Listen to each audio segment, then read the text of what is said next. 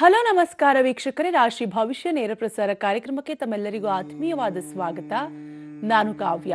ವೀಕ್ಷಕರೇ, ಇವತ್ತಿನ ಕಾರ್ಯಕ್ರಮದಲ್ಲಿ 2026 ಯಾವ ಸಂಖ್ಯೆಯವರಿಗೆ ಹಣ, ಆಸ್ತಿ, ಶಾಂತಿ, ನೆಮ್ಮದಿ ದೊರೆಯುತ್ತೆ, ಯಾವ ಸಂಖ್ಯೆಯವರು ಯಾವ ದೇವರನ್ನ ಆರಾಧನೆ ಮಾಡಬೇಕು, ಹಾಗೆ ಮುಖ್ಯವಾಗಿ ಯಾವ ಸಂಖ್ಯೆಯವರು ಯಾವ ರತ್ನವನ್ನ ಧರಿಸಿದ್ರೆ ಅದೃಷ್ಟ ಬಲಿಯುತ್ತೆ, ಇದೆಲ್ಲದರ ಬಗ್ಗೆ ಮಾಹಿತಿಯನ್ನ ತಿಳಿಸಿಕೊಡಲು ನಮ್ಮ ಜೊತೆಗಿದ್ದಾರೆ ಖ್ಯಾತ ಸಂಖ್ಯೆ ಶಾಸ್ತ್ರಜ್ಞರು ಆಗಿರುವಂತಹ ಶ್ರೀ ಆದಿತ್ಯ ನಾರಾಯಣ ಮಹರ್ಷಿ ಗುರುಜಿಯವರು. ಬನ್ನಿ ಅವರನ್ನ ಕಾರ್ಯಕ್ರಮಕ್ಕೆ ಸ್ವಾಗತಿಸೋಣ. ಗುರುಗಳೇ ನಮಸ್ತೆ, ಕಾರ್ಯಕ್ರಮಕ್ಕೆ ಸ್ವಾಗತ. ನಮಸ್ಕಾರ. ಓಕೆ ಗುರುಗಳೇ, 2026 ಈಗಾಗಲೇ ಬಂದೇ ಬಿಟ್ಟಿದೆ. ಪ್ರತಿಯೊಬ್ಬರು ಕೂಡ ಯಾವಾಗ ನಮಗೆ ಒಳಿತಾಗುತ್ತೆ, 2026 ಆದ್ರೂ ನಮಗೆ ಅದೃಷ್ಟ ತಂದು ಕೊಡುತ್ತಾ ಅನ್ನುವಂತಹ ಯೋಚನೆಯಲ್ಲಿ ಇರ್ತಾರೆ. ಅದೇ ರೀತಿಯಾದಂತಹ ಆಸೆ ನಿರೀಕ್ಷೆಯಲ್ಲೂ ಕೂಡ ಇದ್ದೇ ಇರ್ತಾರೆ. ಸೊ ಈ 2026 ಯಾವ ಸಂಖ್ಯೆಯವರಿಗೆ ಶಾಂತಿ, ನೆಮ್ಮದಿ, ಹಣ, ಆಸ್ತಿಯನ್ನ ತಂದು ಕೊಡುತ್ತೆ, ತಿಳಿಸ್ಕೊಡ್ಬೋದಾ? ಬದುಕಲ್ಲಿ ಪ್ರತಿಯೊಬ್ಬರು ಕೂಡ ನೀವು ಹೇಳ್ತಕ್ಕಂಥ ಎಲ್ಲ ಆಸೆಗಳು ಇರ್ತೈತೆ. ನಾವು ಕಾರ್ಯಕ್ರಮ ಕೂಡ ಅದನ್ನೇ ಹೇಳ್ತಾ ಇರ್ತೀವಿ.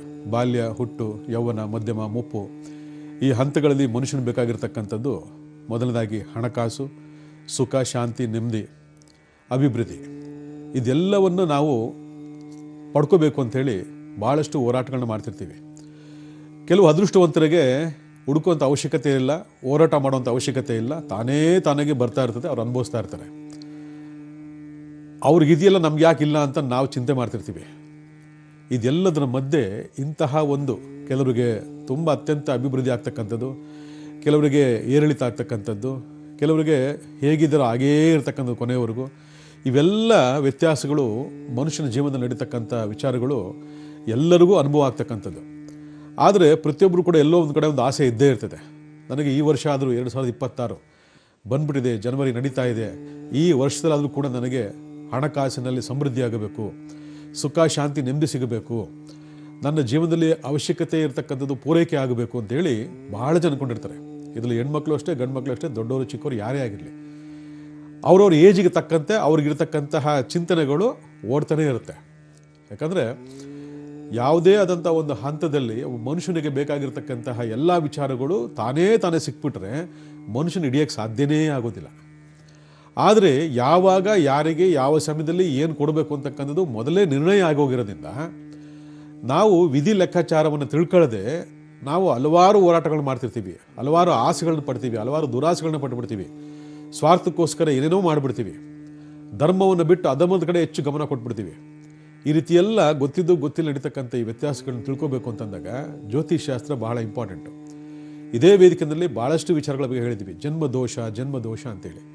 ಯಾರು ತಮ್ಮ ಹುಟ್ಟಿದ ಜನ್ಮದೋಷಗಳ ನಿವೃತ್ತಿ ಮಾಡ್ಕೊಳ್ಳಲ್ಲ, ಆ ಜನ್ಮದೋಷಗಳ ಪ್ರಭಾವಗಳು ಆಯಾ ವಯಸ್ಸಲ್ಲಿ ಬೇಕಾಗಿರ್ತಕ್ಕಂಥ ಅವಶ್ಯಕತೆಗಳನ್ನು ತಡೆ ಹಿಡಿದು ಬಿಡ್ತದೆ.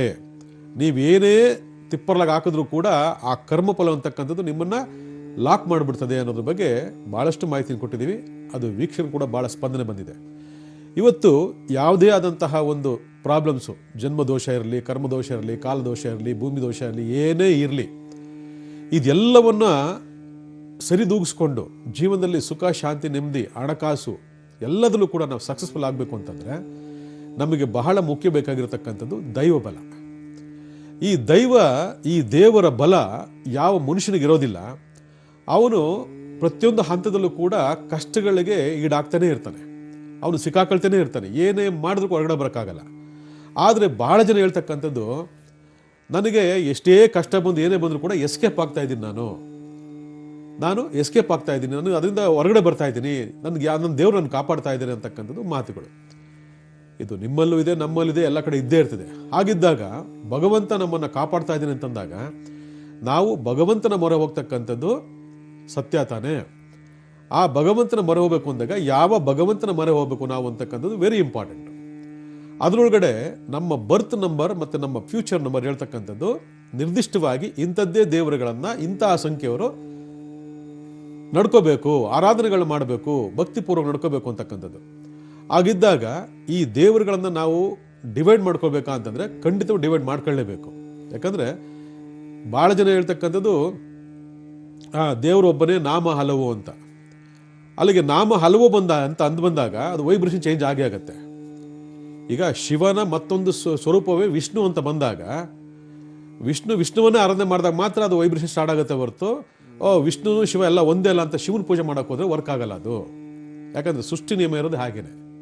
ಶಿವನ ಮತ್ತೊಂದು ರೂಪನೇ ವಿಷ್ಣು. ಆದರೆ ಇಲ್ಲಿ ನಾವು ಆರಾಧನೆ ಮಾಡಬೇಕಾಗಿರತಕ್ಕಂಥದ್ದು ವಿಷ್ಣುವನ್ನೆಲ್ಲ ಹಲವಾರು ರೀತಿಯಾದ ಅವತಾರಗಳಿದ್ದಾವೆ. ಆ ವಿಷ್ಣು ಸಂಬಂಧಪಟ್ಟಂಥ ಕುಲದೇವರುಗಳು, ಶಿವನಿಗೆ ಸಂಬಂಧಪಟ್ಟಂಥ ಕುಲದೇವರುಗಳು, ದೇವಿ ಸಂಬಂಧಪಟ್ಟಂಥ ಕುಲದೇವರುಗಳು, ಅಥವಾ ನಾಗನಿಗೆ ಸಂಬಂಧಪಟ್ಟಂಥ ದೇವಿ ಕುಲದೇವರುಗಳು, ಇವೆಲ್ಲ ಭಾಳಷ್ಟು ನಮ್ಮಲ್ಲಿದ್ದಾವೆ. ಆಗಿದ್ದಾಗ ನಿಮ್ಮ ಕುಲದೇವರುಗಳು, ಕುಟುಂಬ ದೇವರುಗಳು, ಇಷ್ಟ ದೇವರುಗಳನ್ನ ಫಸ್ಟ್ ನೀವು ಪಂಚಭೂತ ಶಕ್ತಿ ಆಧಾರದ ಮೇಲೆ ಆಯ್ಕೆ ಮಾಡ್ಕೊಳ್ಳಿ ಅಂತೇಳಿ ಇದೇ ವೇದಿಕೆ ಹೇಳಿದ್ದೀವಿ. ಭಾಳ ಜನದ ಬಗ್ಗೆ ಆಸಕ್ತಿ ಹೊಂದಿದ್ರು. ಇದು ಜೊತೆಗೆ ಬರ್ತ್ ನಂಬರ್ ಮತ್ತು ಫ್ಯೂಚರ್ ನಂಬರ್, ನಮ್ಗೆ ಇದು ಯಾವುದು ಬೇಕಾಗಿಲ್ಲ, ನಮ್ಗೆ ಯಾವುದು ಕೇಳೋಕ್ಕಾಗಲ್ಲ, ನಮಗೆ ಸಮಯ ಇಲ್ಲ ಅಂತ ಬಂದಾಗ ಒಂದಷ್ಟು ಜನಗಳಿಗೆ ನಿರ್ದಿಷ್ಟವಾಗಿ ಕೊಡ್ತಕ್ಕಂಥ ಒಂದು ಪರಿಹಾರ ಏನಪ್ಪ ಅಂತಂದರೆ ಎಲ್ಲ ನೋಟ್ ಮಾಡ್ಕೊಳ್ಳಿ. ಯಾಕಂದರೆ ನಮ್ಮ ಕುಲದೇವರುಗಳ ಆರಾಧನೆ ಎಷ್ಟು ಬಹಳ ಪ್ರಮುಖವಾಗಿರ್ತದೋ ಹಾಗೆಯೇ ನಮ್ಮ ನಂಬರ್ಗಳಿಗೆ ಸಂಬಂಧಪಟ್ಟಂಥ ಕೆಲವು ಆರಾಧನೆಗಳು ಕೂಡ ಅಷ್ಟೇ ಪ್ರಮುಖವಾಗಿ ಕೆಲಸ ಮಾಡ್ತವೆ. ಆಗಿದ್ದಾಗ ಯಾರ್ಯಾರು 1, 10, 19, 28 ಈ ತಾರೀಕಲ್ಲಿ ಬರ್ತಾಗಿದ್ದೀರಾ, ಹಾಗೆಯೇ 6, 15, 24 ಈ ತಾರೀಕಲ್ಲಿ ಯಾರು ಬರ್ತಾಗಿದ್ದೀರಾ, ಹಾಗೆಯೇ 8, 17, 26 ಈ ತಾರೀಕಲ್ಲಿ ಯಾರು ಬರ್ತಾಗಿದ್ದೀರಾ, ಈ ನೀವೆಲ್ಲ ಮಾಡಬೇಕಾಗಿರೋ ಆರಾಧನೆ ಅಂತಂದರೆ ತಾಯಿ ತ್ರಿಪುರ ಸುಂದರಿ ದೇವಿಯನ್ನು ಆರಾಧನೆ ಮಾಡಬೇಕು. ನೋಟ್ ಮಾಡ್ಕೊಳ್ಳಿ, ಇವೆಲ್ಲ ಭಾಳ ವಿಶೇಷವಾಗಿರ್ತಕ್ಕಂಥ ವಿಚಾರಗಳು. ತಾಯಿ ಮಹಾ ತ್ರಿಪುರ ಸುಂದರಿ ದೇವಿ ಅಂತೇಳಿ ಒಂದು ದೇವಿ ಇದೆ, ಮಹಾನ್ ಶಕ್ತಿ ಅದು, ಆಯಿತಾ. ಆ ದೇವಿಯನ್ನು ಆರಾಧನೆ ಮಾಡ್ಕೊಂಬಂದಾಗ ಈ 1, 6, 8 ಈ ಸಂಖ್ಯೆಯವರು ಏನಿದೆ ಇವರಿಗೆ ಈ 2026ರಲ್ಲಿ ಫೈನಾನ್ಷಿಯಲಿ ಗೇನ್ ಆಗ್ತದೆ, ಲಾಭ ಹೊಂದಿರಿ. ಎಂಥದ್ದೇ ಆರ್ಥಿಕವಾಗಿರ್ತಕ್ಕಂತಹ ಸಂಕಷ್ಟಗಳಿದ್ರೂ ಕೂಡ ನೀವು ಅಲ್ಲಿಂದ ಹೊರಗಡೆ ಬಂದುಬಿಡ್ತೀರಿ. ಆ ತಾಯಿ ಅನುಗ್ರಹದಿಂದ ನಿಮ್ಮಲ್ಲಿ ಸುಖ, ಶಾಂತಿ, ನೆಮ್ಮದಿ ಎಲ್ಲ ಕೂಡ ನಿಮ್ದಾಗ್ಬಿಡ್ತದೆ. ಇದೊಂದು ಪ್ರಯತ್ನ ಮಾಡಿ. ಎಲ್ಲೆಲ್ಲೋ ಹೋಗಿದ್ದೀರಿ, ಏನೇನೋ ಮಾಡಿದ್ದೀರಾ, ಇದೊಂದು ಪ್ರಯತ್ನ ಮಾಡ್ತಾ ಬನ್ನಿ. ನಿಮ್ಗೆ ರಿಸಲ್ಟ್ ಬಂದ ಮೇಲೆ ನಿಮ್ಗೆ ಇನ್ನೊಂದಷ್ಟು ದೈವ ಶಕ್ತಿ ಉತ್ಪನ್ನ ಆಗ್ತದೆ, ದೈವ ಭಕ್ತಿ ಉತ್ಪನ್ನ ಆಗ್ತದೆ. ಆವಾಗ ನಿಮ್ಮ ಕುಲದೇವರುಗಳು, ನಿಮ್ಮ ಇಷ್ಟ ದೇವರುಗಳು, ನಿಜವಾದ ದೇವರುಗಳು ಯಾವುದು ನಿಮಗೆ ಸಂಬಂಧಪಟ್ಟಿರ್ತಕ್ಕಂಥದ್ದು ಅದು ಜಾತಕ ಹೇಳ್ತೀನಿ. ಜಾತಕದ ಕುಲದೇವರುಗಳು ಅಂದರೆ ನಿಮ್ಮ ಕುಟುಂಬದಲ್ಲಿರ್ತಕ್ಕಂಥ ಕುಲದೇವರುಗಳು, ನಿಮ್ಮ ಜಾತಿಲಿರ್ತಕ್ಕಂಥ ಪಂಚಭೂತ ಸಂಬಂಧಪಟ್ಟಂಥ ದೇವರುಗಳು ಯಾವುದು ಅಂತೇಳಿ ಕನೆಕ್ಟ್ ಮಾಡ್ಕೊಂಡ್ಬಿಟ್ರೆ ಜೀವನದಲ್ಲಿ ಯಾವ ಸಮಸ್ಯೆ ಬರಲ್ಲ ನಿಮಗೆ.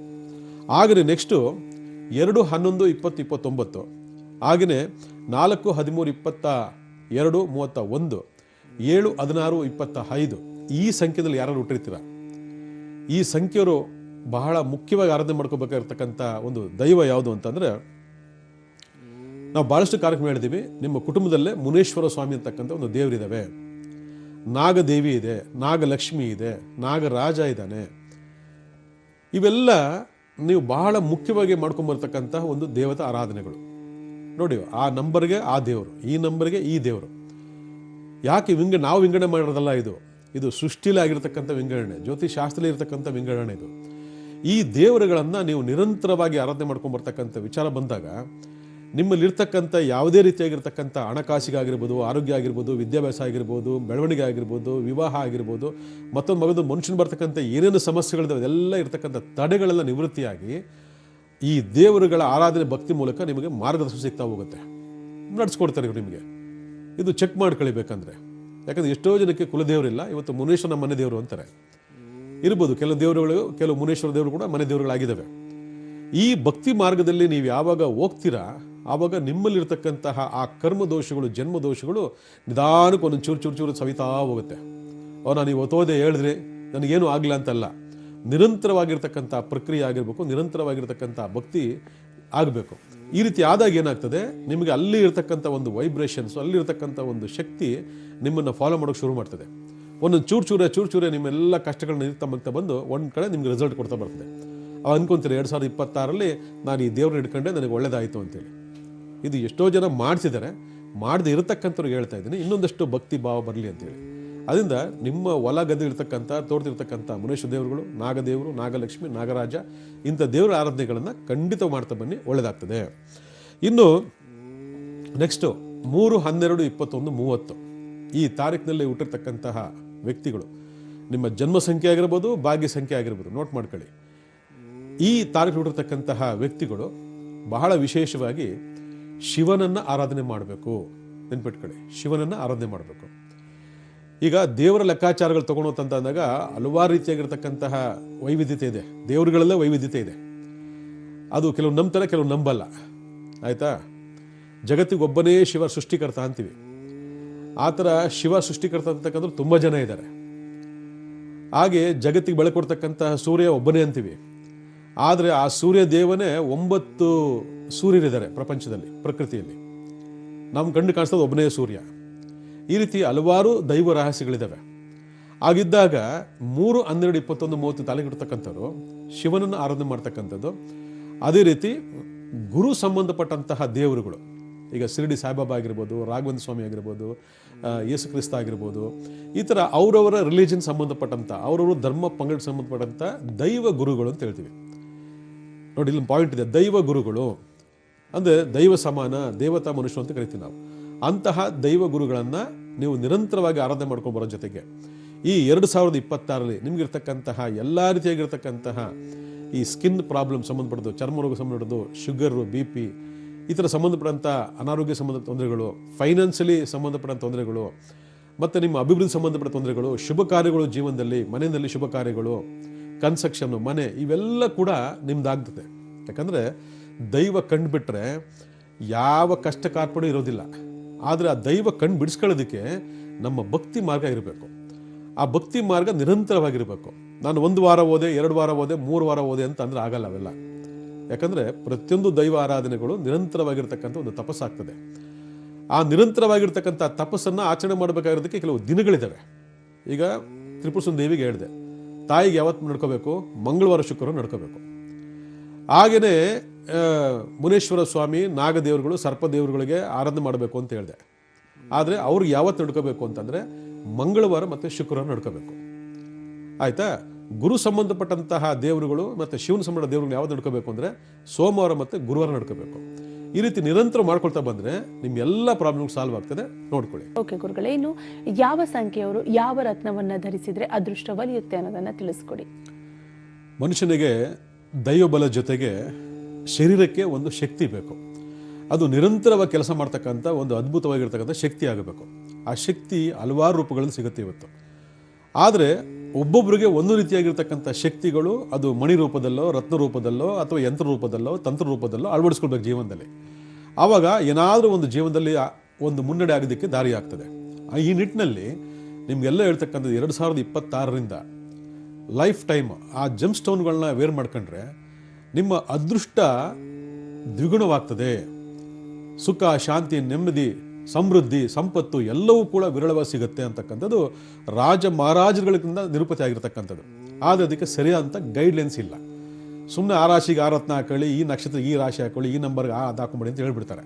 ಹಂಗಲ್ಲ. ಅದು ನಿರ್ದಿಷ್ಟವಾಗಿರ್ತಕ್ಕಂಥ ರತ್ನಗಳನ್ನ ಆಯ್ಕೆ ಮಾಡ್ಕೋಬೇಕು ಅಂದಾಗ ನಿರ್ದಿಷ್ಟವಾಗಿರ್ತಕ್ಕಂಥ ಸಂಖ್ಯೆಯವರಿಗೆ ನಿರ್ದಿಷ್ಟವಾಗಿರ್ತಕ್ಕಂಥ ಲೋಹದ ಮುಖಾಂತರ ನಿರ್ದಿಷ್ಟವಾಗಿರ್ತಕ್ಕಂಥ ಬೆರಳಿಗೆ ಧಾರಣೆ ಮಾಡ್ಕೊಂಡಾಗ ಅದು ಕೆಲಸ ಶುರು ಮಾಡ್ತದೆ.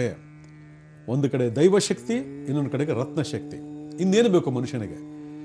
ಆ ನಂಬಿಕೆ ಅಂತಕ್ಕಂಥದ್ದು ಮನುಷ್ಯನಲ್ಲಿ ಬಂತು ಅಂತಂದಾಗ ಆ ಅಳವಡಿಸಿರ್ತಕ್ಕಂಥ ಶಕ್ತಿ ಜಾಗೃತವಾಗಿ ನಿಮಗೆ ರಿಸಲ್ಟ್ ಕೊಡೋಕೆ ಶುರು ಆಗ್ತದೆ.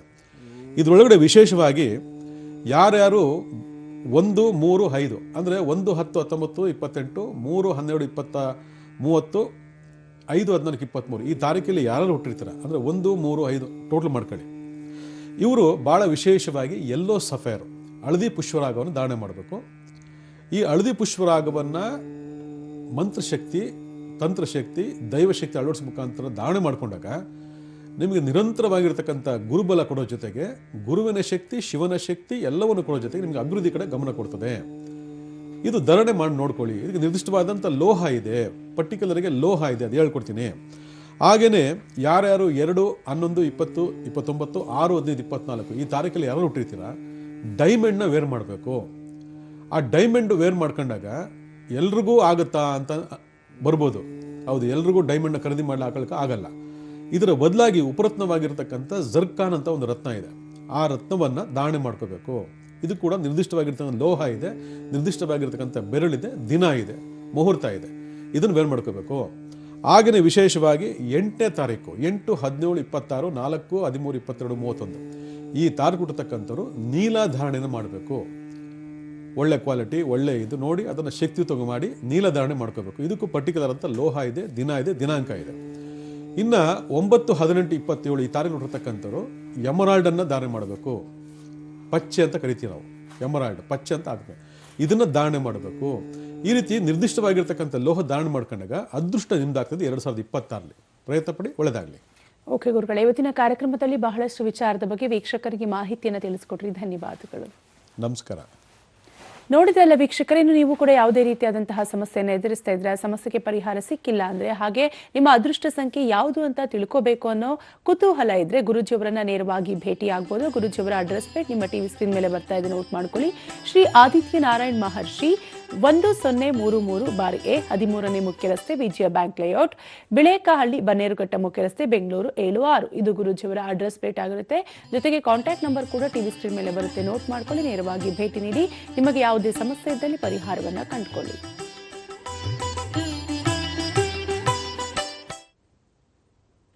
ನೋಡಿದ್ರಲ್ಲ ವೀಕ್ಷಕರೇ, ಇದಾಗಿತ್ತು ಈವರೆಗಿನ ರಾಶಿ ಭವಿಷ್ಯ ನೇರ ಪ್ರಸಾರ ಕಾರ್ಯಕ್ರಮ. ನೆನಪಿರಲಿ, ನ್ಯೂಸ್ ಅಂದ್ರೆ ಪಬ್ಲಿಕ್ ಟಿವಿ.